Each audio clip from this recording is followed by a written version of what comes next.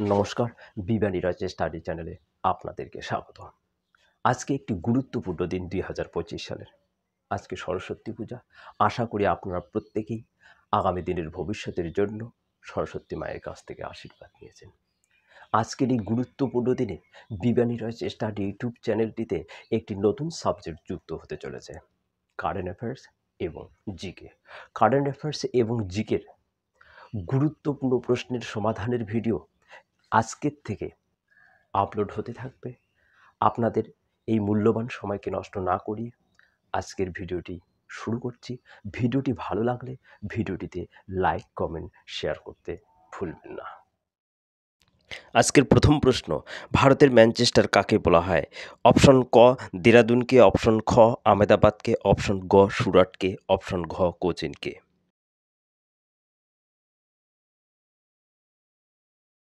Right answer option খ আহমেদাবাদকে।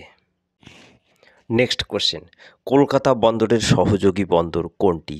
Option ক হলদিয়া, option খ চেন্নাই, অপশন গ কোলাঘাট, অপশন ঘ কোচিন।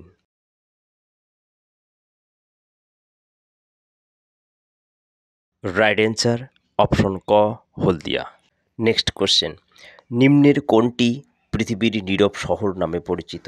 অপশন ক প্যারিস, অপশন খ ওয়াশিংটন, অপশন গ লন্ডন, অপশন ঘ রোম।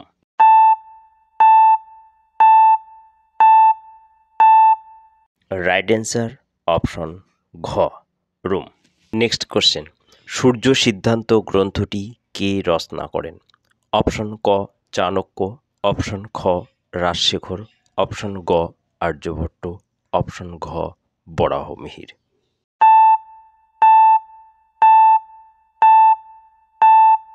রাইট অ্যান্সার অপশন গ আর্যভট্ট।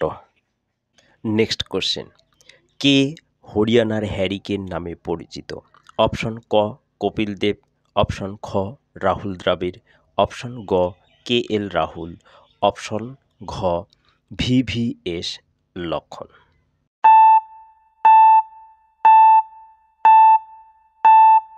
রাইট অ্যান্সার অপশন ক কপিল দেব।